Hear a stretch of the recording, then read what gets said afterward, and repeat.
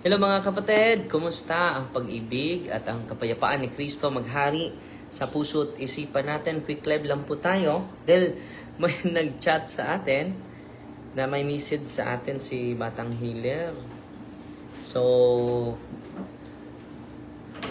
salamat kapatid sa invitation mo. Nasaan na ito?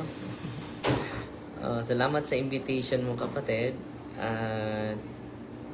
Unang-una, wala naman akong kapangyarihan kapatid. No, wala talaga. Walang dapat ipagmalaki. Wala namang kapangyarihan si Father Darwin. Yung mga gumaling dito sa office, hindi naman ako ang nagpagaling niyan. No? So, hindi dapat ipagmalaki sino yung pinakamaraming gumaling. Ganon.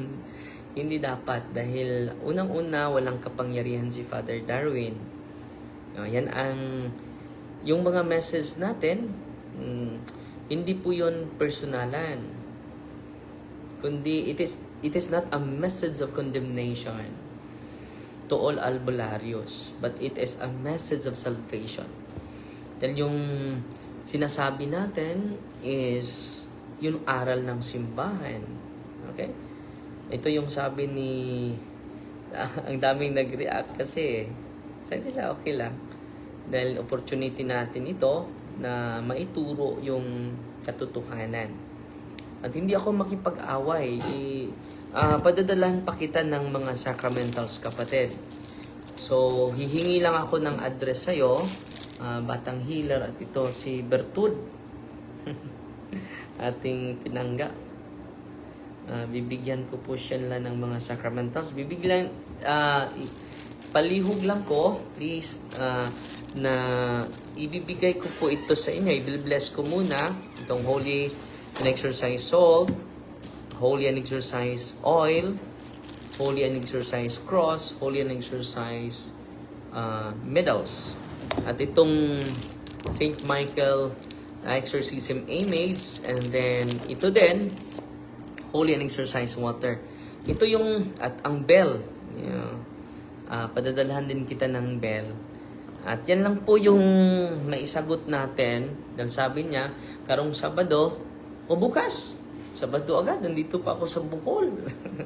Ibintahan ko ikaw, Father Darwin. Manambal ko diri sa Gitago. Masabi niya Gitago. Hagiton ko, ikaw, kung kinsay tinuod na to, yung gitugahan. Wala mo ko gitugahi. Wala po akong, wala akong kapangyarihan. Wala talaga. Ang kapangyarihan ay sa Diyos. Walang-wala talaga ako. Hindi dapat ipagmalaki kapatid na Batang Healer. At hindi dapat ito kung unawain nyo mabuti mga kapatid. It is not a message of condemnation. It is a message of salvation ang sinasabi ko sa inyo. Dahil marami na po yung mga albularyo nag-surrender dito. At salvation po ito sa iyong kaluluwa at salvation din ito sa iyong buong pamilya at sa mga tao na pumupunta sa inyo. Okay? So, ipapadala ko po ito. Maghanap lang, bibigyan nyo lang ako ng address, ha? Libre po, walang bayad. Batang Healer, ha? At sana po, hindi kailangan. Wala akong dapat i-prove. Wala naman akong kapangyarihan. Yung gumagaling na palayas ng demonyo, galing po yun sa kapangyarihan ng Diyos. Hindi po yun kapangyarihan ni Father Darwin. Kilikili power lang yung power ni Father Darwin. Kung meron mang na-liberate dahil yan sa katotohanan, turo ng simbahan, hindi turo ni Father Darwin. Wala po akong turo. Pangalawa, wala din akong kapangyarihan. No? Walang dapat ipagmalaki kapatid. Dahil wala ito. Si Father Darwin ay walang-wala. I am nothing. I am nothing. I am a sinner before the holy presence of the Lord. So, believe ako sa iyo dahil makapangyarihan ka. At may tuga ka din. Ako kapatid, wala akong tuga. Ano to? Gitugahan. No? Kuya po nagtuga-tuga. No? Nahi po ng tuga-tuga. Pero ako, wala talaga akong tuga. Yung tuga lang sa graduation. Tuga ba yun? Parang ganun na din. Kasi, Oh, pero may tuga daw siya, no? So kapatid, at sana hindi nyo ito kahit ikagalit, dahil I am bringing with you the message of hope, not the message of condemnation. It is the message and statement of salvation, no? Dahil iniibig ko po kayo lahat. Iniibig ko po kayo lahat. Kahit merong nagagalit, wala naman akong galit sa puso ko. Witness naman ng Panginoon natin yan. At pasensya na po kayo dahil ang katotohanan, truth hurts but it doesn't harm. Ulitin ko truth hurts but it doesn't harm. No? At pasensya na po kayo Hindi ko po intensyon na manakit. Ang intensyon ko pa lang po ang pagsasalita ng katotohanan. No?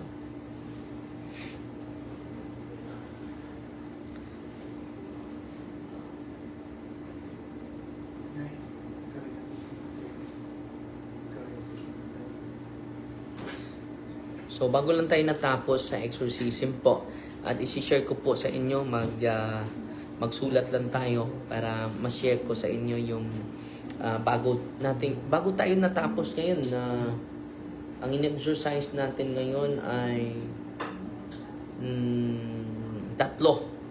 Grabe yung reaction mga kapatid.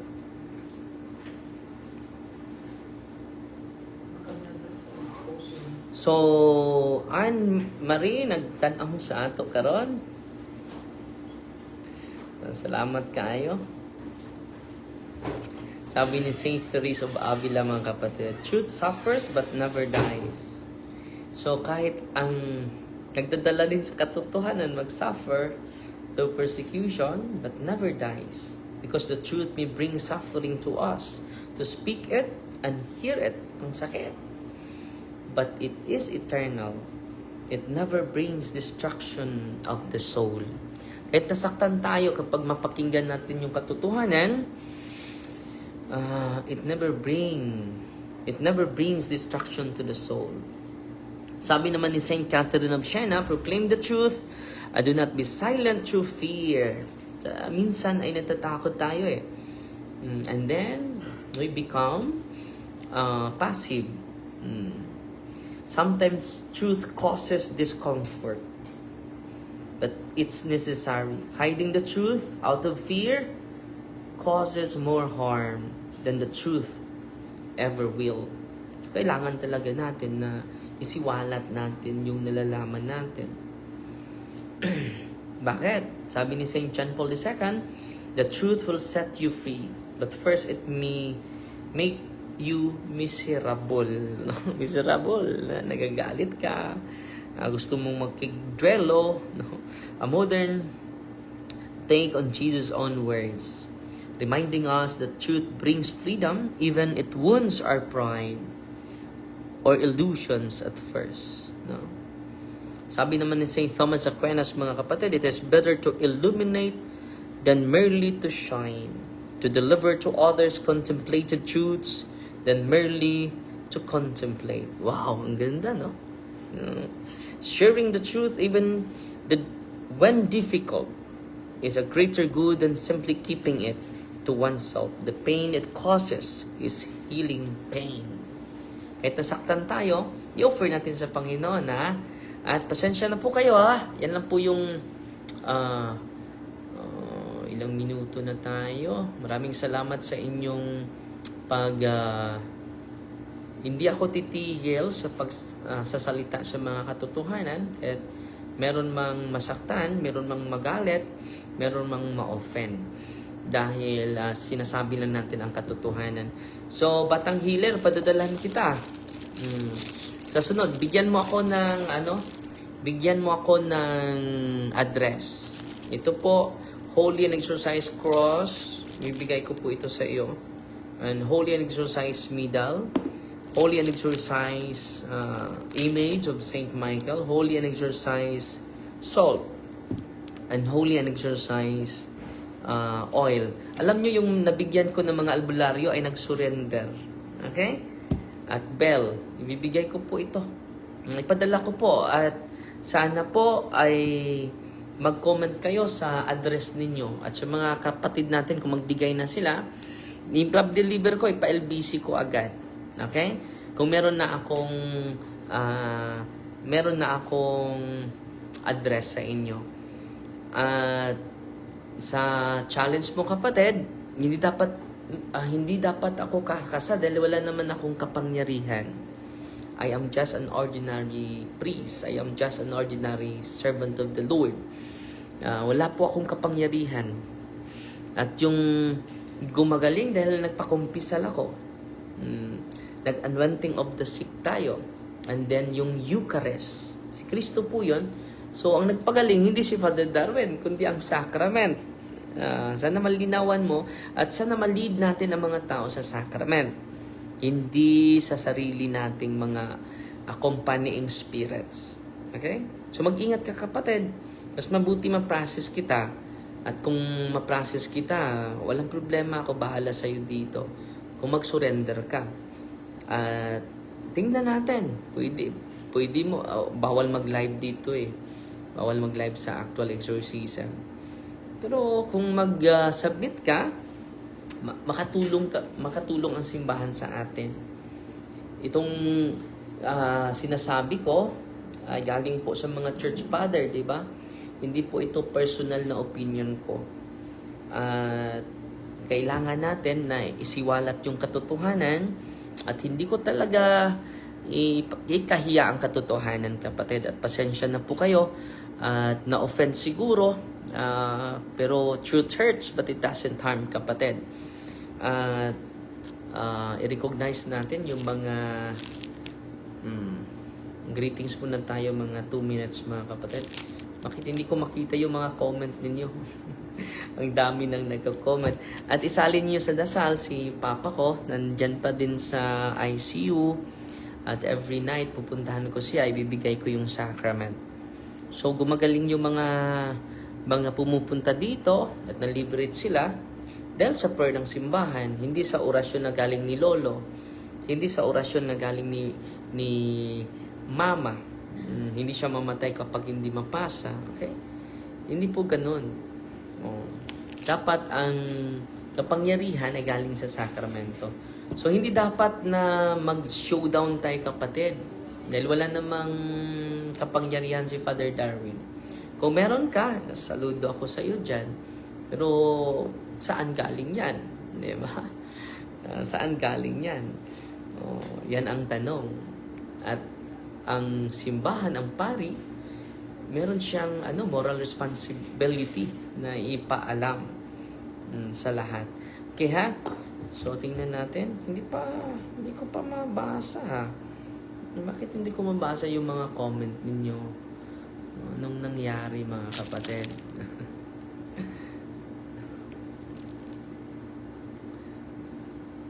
Maraming nagko-comment pero hindi ko mabasa. Mas mabuti na maging interactive sana. Pero bakit hindi ko mabasa itong mga comment ninyo? Okay? Si Virgilio Reyes, nandito na. Baka mahina yung signal sa isang cellphone ko. Si Ate Marife Delapo nanood sa atin dahil mag-anointing of the sick na ako. Dito sa office natin, mga kapatid, wala naman akong ibang pinopromote. Una, yung aral ng simbahan. Pangalawa, hindi aral ni Father Darwin.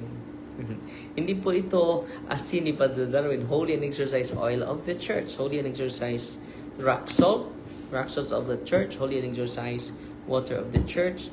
Holy and exercise cross of the church. Wala po akong ibang sacramentals po. Dahil ordinaryong pari lang po ako. Ordinaryong alagad ni Kristo lang po. Mas mabuti pa kayo, may kapangyarihan kayo. Okay? Ako po ay walang kapangyarihan. Walang nothing to boast of. No, wala dapat ipagmalaki si Father Darwin. Kung ang kapangyarihan nyo ay galing sa Diyos, hindi dapat ipagmalaki natin. So sabi ng isang santo, let us praise Let us not praise the saints because of their great deeds. Let us praise God because He is doing great things in the lives of the saints. So, dapat ang sentro natin hindi yung sarili natin. No? Hindi yung ating tuga. No? Kundi lang kapangyarihan ng ating Panginoon. Okay? So, yun lang yung message ko at sagot natin sa ating mahal na kapatid. Ipagdasal niyo po ako at isasali ko din ikaw, Batang Healer, sa na kita lahat tayo ay makatanggap ng inspiration, enlightenment, and guidance sa tunay na katotohanan po, at hindi po tayo sana ma-deceive sa ating kaaway. Patuloy lang tayo.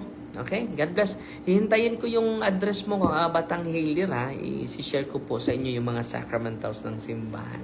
So, Fighting Maria, Tatak sa FD with a humble heart. God bless.